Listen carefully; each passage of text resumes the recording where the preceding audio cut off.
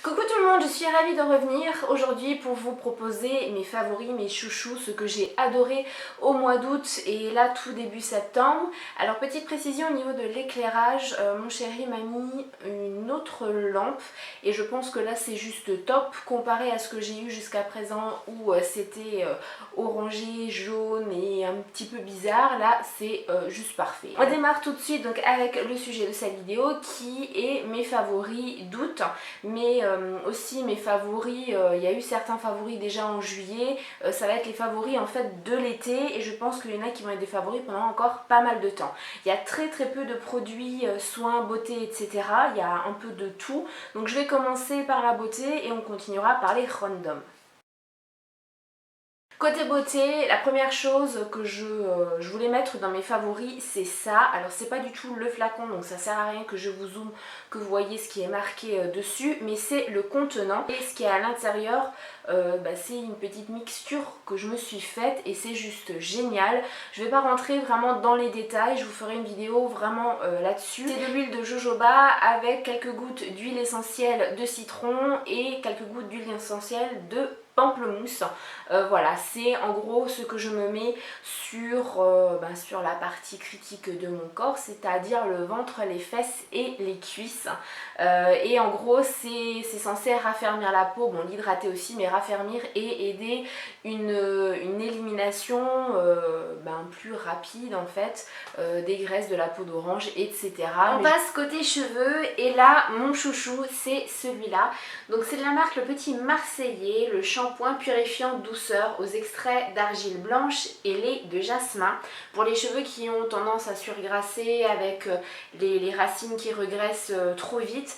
Et j'ai été incroyablement surprise par ce shampoing là puisque il est juste sensationnel. Il assainit le cuir chevelu. Sans ce shampoing là, il fallait que je me lave les cheveux tous les jours pour avoir quand même un cuir chevelu sain et propre, d'aspect propre, mais avec celui-là j'ai pu espacer les shampoings et en faire un tous les 3 jours, tous les 2-3 jours, ça dépendait s'il faisait très chaud, donc vraiment il fonctionne très bien selon moi. Je suis en train d'en tester un autre d'une marque aussi connue et là c'est un flop total, donc vraiment celui-là mes gros chouchous. Les deux derniers côté beauté, soins, etc. ce sont ceux-là mes chouchous, donc les Baby Lips. Je sais, c'est pas du tout une nouveauté, c'est pas quelque chose que vous découvrez, vous avez certainement dû en entendre parler ou les voir en magasin, mais ce sont mes chouchous de cet été. Pourquoi? Parce que en été je me maquille déjà beaucoup moins et au niveau des lèvres j'ai pas forcément envie d'avoir quelque chose de très voyant, de très soutenu, puisque je bois beaucoup et si c'est pour que ça file dans les plis et qu'il y en a à chaque fois sur la bouteille que j'emmène avec moi, c'est pas la peine et il me faut une hydratation. Donc c'est vrai que j'ai pas forcément la patience d'attendre que mon baume à lèvres et pénétrer totalement dans mes lèvres, donc ça c'était le bon compromis pour cet été. Donc il y en a deux, celui-là c'est le plus ancien en fait que j'ai acheté, c'est le Peach Kiss, donc il est juste sublime, il est transparent en fait, hein. Je vais vous le swatcher, mais il fait un effet lèvres mouillées, voilà, c'est celui-là qui est là, il sent super bon, la pêche, c'est vraiment super agréable sur les lèvres et ça hydrate parfaitement. Le second c'est le Strike Rose, voilà, qui est beaucoup plus soutenu, beaucoup plus... voilà quoi, hein, il se voit beaucoup plus. Alors je l'aime aussi beaucoup, il sent un peu la fraise Tagada.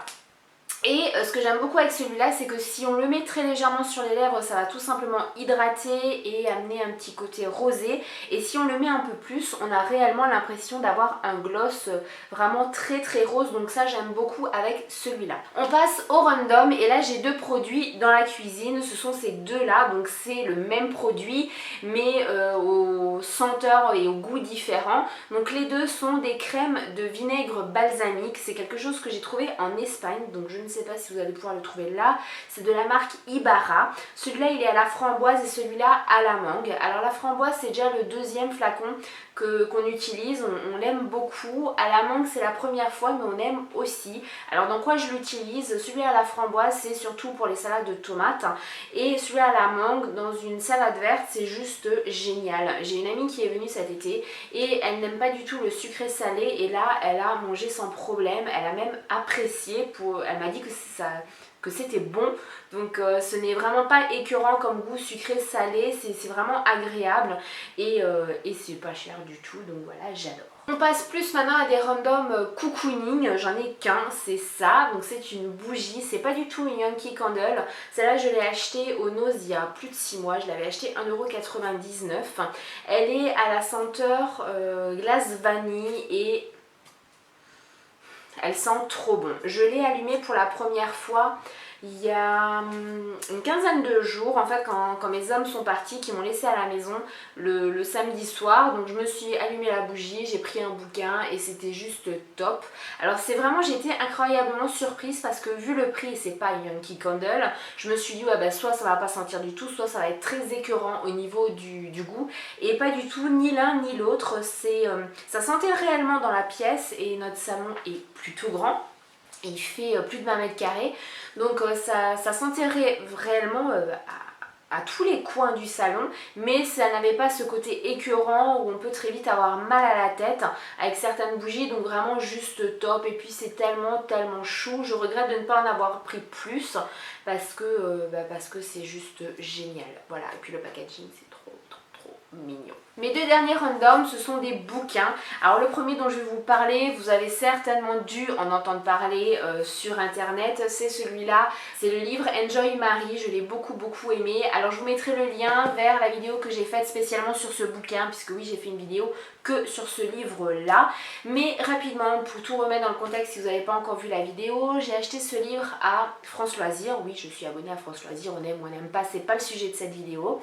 Et en fait, j'y suis allée pour mes huiles essentielles. En tournant la tête à la caisse, j'ai vu qu'ils avaient effectivement ces bouquins-là. Et je me suis dit bah pourquoi pas le prendre là maintenant. Je l'avais déjà coché depuis quelques temps dans le catalogue, mais je n'avais pas encore passé le cap, franchi le pas en l'achetant.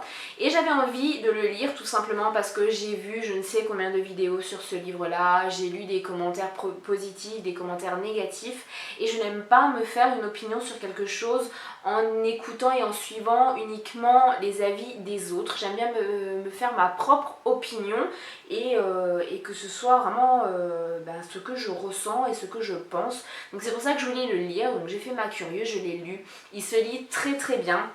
Il y a